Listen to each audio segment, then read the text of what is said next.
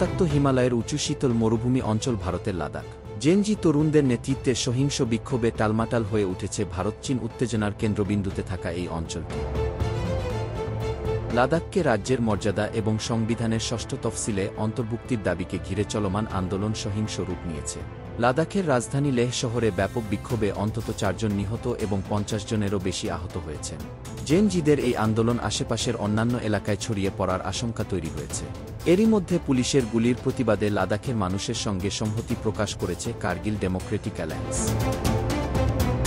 কার্গিল প্রশাসন 5 জনের বেশি মানুষের জমায়েতের উপর নিষেধাজ্ঞা জারি করেছে।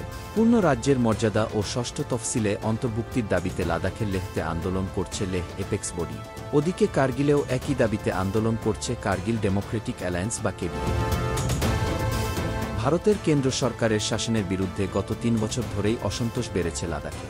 2019 সালে 5 অগাস্ট সংবিধানের 370 ধারা বাতিল এবং জম্মু ও কাশ্মীর পুনর্গঠন বিল পাশ করা হয়। এর মাধ্যমে জম্মু ও কাশ্মীর থেকে লাদাখকে আলাদা করা হয়েছিল। এটা অনেকটা বলা যায় বিজেপি তার পাতা ফাঁদে নিজেই পড়েছে। জম্মু ও কাশ্মীর এবং লাদাখকে পৃথক কেন্দ্রীয় শাসিত অঞ্চল করা হয়েছিল।